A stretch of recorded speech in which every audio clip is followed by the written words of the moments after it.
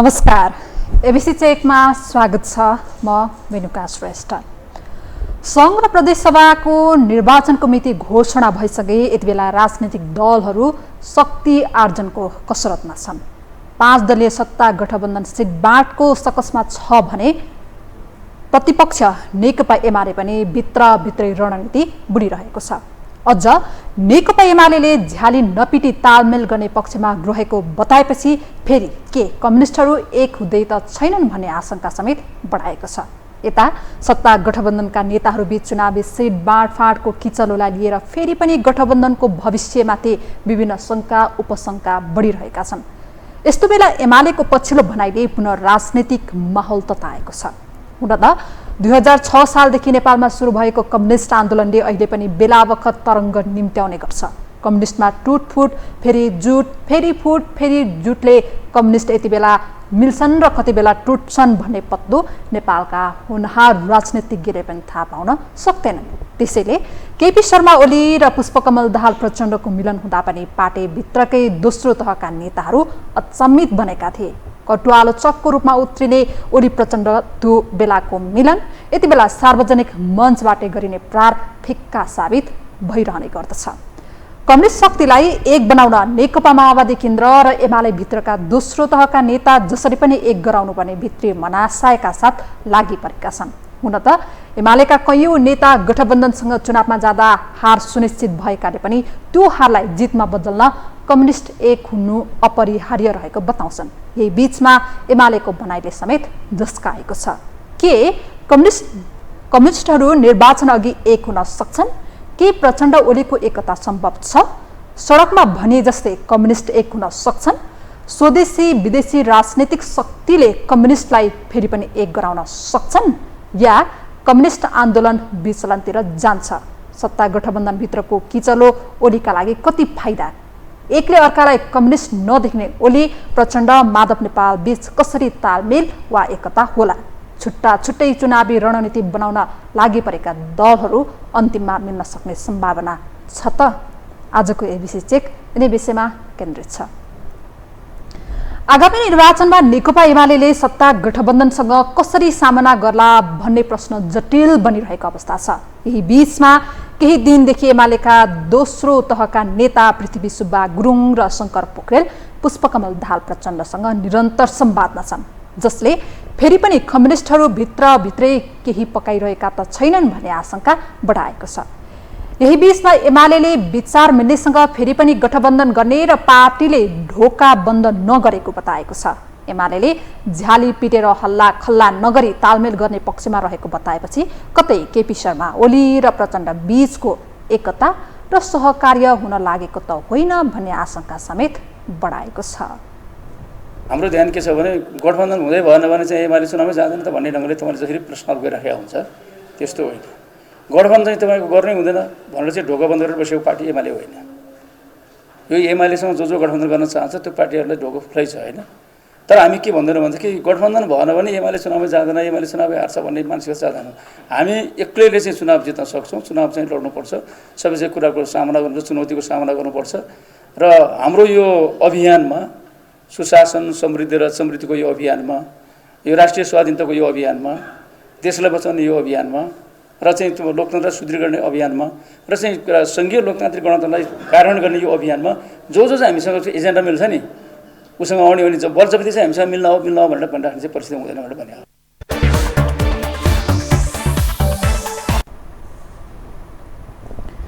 त्यसो त सत्ता गठबन्धनभित्र सिट बाँडफाँडबारे पटक पटकको वार्तापछि पनि सहमति जुट्न सकिरहेको छैन। भागभण्डाको मापदण्डबारे दलहरूमा बिमेल देखिएको छ। यतिसम्म कि गठबन्धनको बैठकमा कङ्ग्रेस 100 सिटभन्दा तल झर्न नसक्ने र तल झार्ने कोसिस भए कङ्ग्रेसभित्रै विद्रोह हुने चेतावनीका स्वरहरू आइरहेका छन्। पछिल्लो समय कङ्ग्रेस महामन्त्री गगन कुमार थापाले कहिलेसम्म गठबन्धन गर्ने भन्ने प्रश्न गर्दै आफ्नो पार्टीले 100 सिट पाउनुपर्ने दाबी गरिरहेका छन्।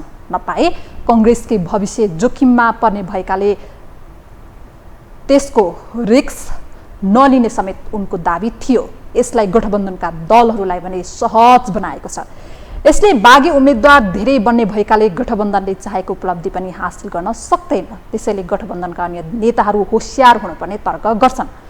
कङ्ग्रेसको अडानसँगै गठबन्धनका दलहरू झस्किएका मात्रै छैनन् कि माओवादी केन्द्रका महासचिव देव गुरुङले त गएको निर्वाचनको सिट अनुसार कङ्ग्रेसले 23 सिट र माओवादीले 36 सिट जितेको सुनाउँदै 23 सिट सङ्ख्याको आधारमा बाँडफाँड हुनुपर्ने अडान राखेपछि सिट बाँडफाँडको समस्या थप जटिल बनिरहेको छ। त्यही कारण फेरि पनि प्रचण्ड र ओली मिल्न सक्ने सम्भावना केलाउन यति बेला थालिएको छ। हुन त नेपालमा राजनीतिक दलहरूको सङ्ख्या बढाउनमा कम्युनिस्टहरूको फुट र विभाजनले ठूलो अर्थ राख्छ। तर यी कुनै पनि विवादहरू दार्शनिक र सैद्धान्तिक महत्त्वका भने देखिँदैनन्। विचार र दर्शनका हिसाबले नेपालका सबै कम्युनिस्ट घटकहरू उस्तै छन्। सबै हिंसात्मक क्रान्तिको सोचबाट उदित भएको देखिन्छ। सबैले बिस्तारै दर्शन र सिद्धान्तलाई छोड्दै गएका छन्। अझ नेताहरूमा देखिएको इगो र बढ्दै गएको दूरीले कम्युनिस्ट बीच एक सम्भावना पनि टर्दै गएको बेला बखत भान हुन्छ। उनीहरूबीच सार्वजनिक मञ्चमै देखिने रोष नेतृत्वमा हुँदा गरिने काम कारबाहीले कम्युनिस्ट नेताहरूले कम्युनिस्टको दार्शनिक र सिद्धान्तलाई नै भुल्दै गएको हो कि भन्ने पनि भान हुन्छ। 74 सालको स्थानीय निर्वाचनमा एकता गरेर निर्वाचन लडेका कम्युनिस्ट पार्टीहरू यति बेला 4 ध्रुवमा विभाजित छन्। यद्यपि माओवादी अध्यक्ष पुष्पकमल दाहाल प्रचण्डले सबै कम्युनिस्टलाई एकीकृत गर्न चाहिरहेका छन्। माधव नेपाललाई आफ्नो हातमा लिएका प्रचण्डले पूर्व माओवादीलाई एक बनाउन लागि परेका छन्। त्यसै अनुरूप केही दिन अघि मात्रै बाबुराम भट्टराईलाई आफ्नै चुनाव चिन्ह दिएर निर्वाचन लड्दैछन्। पूर्व एमाले नेता वामदेव गौतमलाई समेत भित्राएका छन्। यस्तै मोहन वैद्य र नेत्र विक्रम चन्द विप्लवलाई पनि बिस्तारै आफ्नै कित्तामा ल्याउन प्रचण्डले कसरत गरिरहेका छन्। उनीहरूले पनि बिस्तारै कित्तामा आउने सङ्केत गरेपछि प्रचण्डलाई यति बेला थप बल पुगेको छ। अब तपाईले भने जस्तै र सँगै अब अहिले वामपन्थी आन्दोलनमा कम्युनिस्ट आन्दोलनमा पनि बाबुरामजी र प्रचण्डसँगै उभिने कुराको धेरै ठुलो अर्थ र महत्त्व छ। हामी उभियौँ। अब कसैले रोकेर रोकिँदैन। त्यो ठुलो कुरा हो भनेर म भन्न चाहन्छु। यद्यपि आज नै पार्टी एकता भएको त होइन। चुनाव पछाडि हामी एउटै केन्द्र बनाउने भन्ने समझदारीमा गएका छौँ। अहिले अब चुनाव चिन्ह घोषणापत्र उम्मेदवार सबै साझा हुने भएपछि हामी एक ठाउँमा उभियौँ। यसको नेपालको राजनीतिमा नेपालको यो परिवर्तनलाई संस्थागत गर्ने र विकास गर्ने कुरामा देशलाई आर्थिक समृद्धिको यात्रातिर लैजाने कुरामा पनि निकै ठुलो महत्त्व छ भन्न चाहन्छु।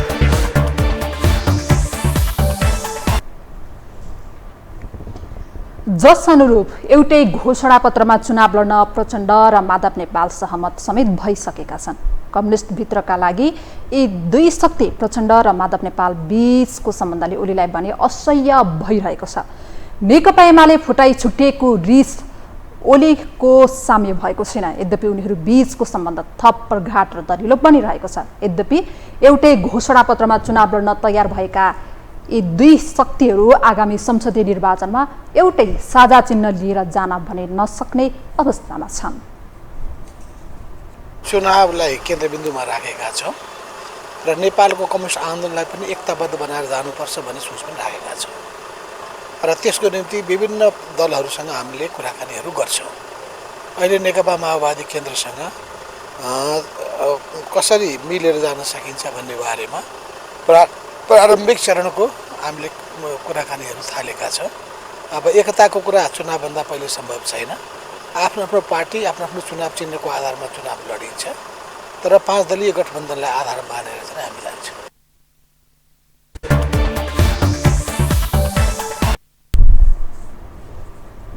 हुन त नेपाली कम्युनिस्टहरू फुटको सबैभन्दा बढी फाइदा भने नेपाली कङ्ग्रेसलाई मिलिरहेको छ। यसै कारण गएको स्थानीय निर्वाचनमा पनि नेपाली कङ्ग्रेस पहिलो शक्ति बन्न सफल भयो। फेरि पनि कम्युनिस्टलाई एक बन्न नदिई आगामी निर्वाचनमा राज गर्ने शेरबहादुर देउवाको रणनीति देखिन्छ।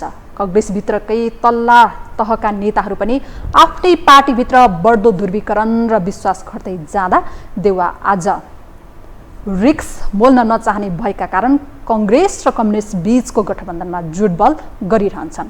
कङ्ग्रेसभित्रको आन्तरिक समस्या र कम्युनिस्ट मिल्ने डरकै बीच देउवा सत्ता टिकाउन भने लागि परि नै रहेका छन्।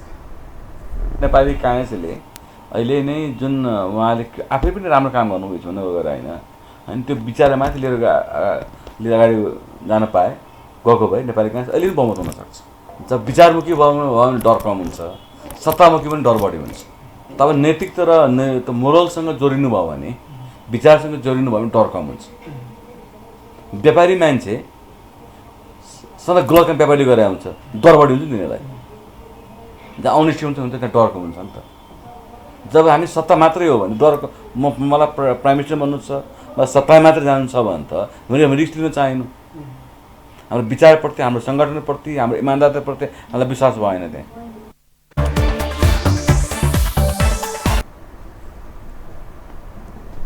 सिट बाँडफाँडको टुङ्गो लागे सत्ता गठबन्धन 5 दलीय हुँदै 8 दलीय गठबन्धन बन्ने कसरतमा हुनेछ। यदि 8 दलीय गठबन्धन बने प्रतिपक्ष एमाले आगामी निर्वाचनमा कसरी फेस गर्छ भन्ने विचारहरू आइरहेका छन्। एमाले भित्रकै केही नेताहरूले नै पार्टी विभाजन र गठबन्धनका कारण एमाले अहिले अप्ठ्यारो स्थितिमा रहेको बताइरहेका छन्। यद्यपि सोही पार्टीका उपमहासचिव प्रदीप गेवालीले भने मोर्चा बन्देकै कारण एमाले तर्सिनुपर्ने अवस्था नरहेको र तागत भए एमाले जस्तै एक्लै चुनाव लड्न चेतावनी दिइरहेका छन् र जनताले माया र विश्वास गरेको पार्टी एमाले भन्दै फेरि त्यही विवेकमा रहेर चुनाव लड्ने एमालेको रणनीति देखिन्छ। गठबन्धन कुनै शक्ति र या सामर्थ्यको प्रतीक होइन। बलियो भएको भए उहाँहरूले एक्लै प्रतिस्पर्धा गर्नुहुन्थ्यो। 5 दल एक ठाउँमा हुँदा पनि एमालेको सामना गर्न सकिँदैन भनेर उहाँहरूले अरू दलहरू थप्दै हुनुहुन्छ भने त्यसलाई शक्ति ठानेर तर्सिनुपर्ने, त्यसलाई धेरै ठुलो महत्त्व दिनुपर्ने हामी जरुरी ठान्दैनौँ। नेकपा एमाले आज प्रतिपक्षमा छ, तर प्रतिपक्षको विरुद्ध सत्ताले गठबन्धन गरिरहेको छ, मोर्चाबन्दी गरिरहेको छ भने यसको सोझो निष्कर्ष यही हो कि नेकपा एमाले आज पनि देशको सबभन्दा लोकप्रिय र सबभन्दा धेरै जनाधारयुक्त पार्टी हो र त्यससँग सामना गर्न उहाँहरू सक्षम हुनुहुन्न। कहिलेकाहीँ दुःख पनि लाग्छ। नेपाली काङ्ग्रेस जसले कुनै बेला झन्डै 2/3 बहुमत ल्याएको थियो 2015 सालमा, 48 र 56मा एकल बहुमत ल्याएको थियो, त्यो पार्टी आज एमालेसँग प्रतिस्पर्धा गर्न एक्लै नसक्ने ठाउँमा पुग्यो र 5 दल 6 दल 7 दल जम्मा गर्ने ठाउँमा पुग्यो भने काङ्ग्रेस बलियो भएको भन्ने निष्कर्ष निस्किन्छ। र यस्तै माओवादीकै कुरा गरौँ, जसले कुनै बेला यो राज्यकै विकल्पको शक्तिको रूपमा भनेर आफूलाई प्रस्तुत गर्थ्यो, आज त्यो नेपाली काङ्ग्रेसको आँगनमा बसेर केही सिटका निम्ति जुन ढङ्गले बार्गेनिङ गरिरहेको छ, मैले त त्यसलाई कुनै शक्तिको रूपमा अथवा उहाँहरूको गठबन्धनलाई कुनै गम्भीरतापूर्वक लिनुपर्छ भन्ने म ठान्दिनँ। एमालेलाई जनताको विवेकमाथि भरोसा छ, हामी त्यही विवेक जनताको भरोसामाथि आधारित भएर अगाडि।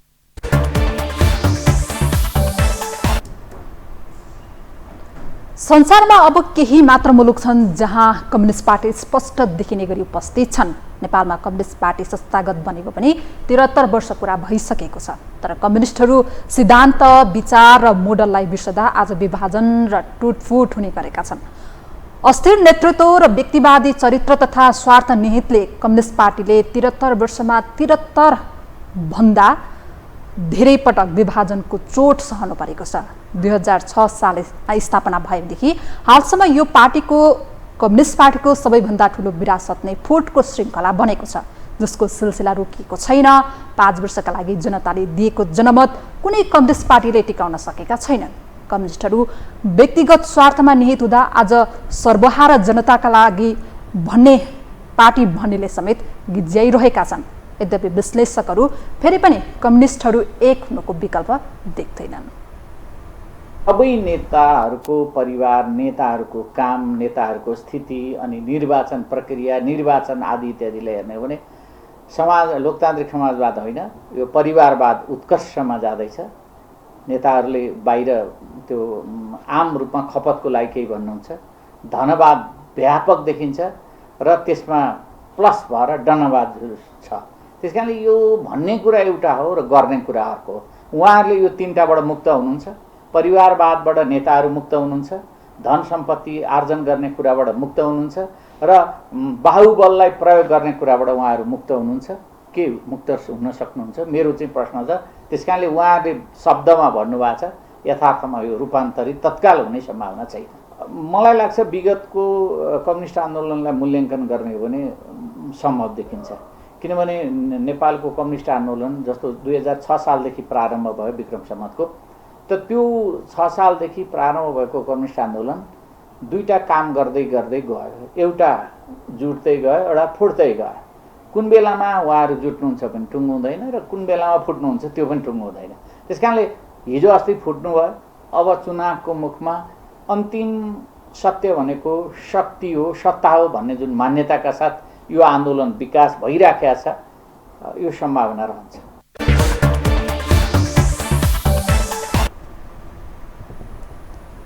पुष्पकमल दाहाल प्रचण्ड आफ्नै इगोले एक्लिएका केपी शर्मा ओली फेरि पनि कम्युनिस्टलाई एक गराउने प्रयासमा छन्।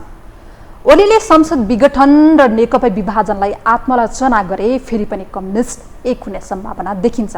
तर फेरि पनि ओली सहजै यो विषय स्वीकार्ने अवस्थामा देखिँदैनन्। यद्यपि कम्युनिस्टहरू नीति सिद्धान्त भन्दा पनि जितका लागि गठजोड गर्छन् भन्ने प्रष्ट देखिन्छ।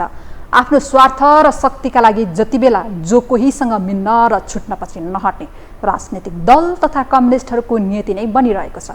किनकि उनीहरू कैयौँ पटक टुट्दै फुट्दै जुट्दै गरेको उदाहरणहरू प्रशस्त छन्, जसले फेरि पनि कम्युनिस्टहरू एक नहोलान् भन्न सकिन्न।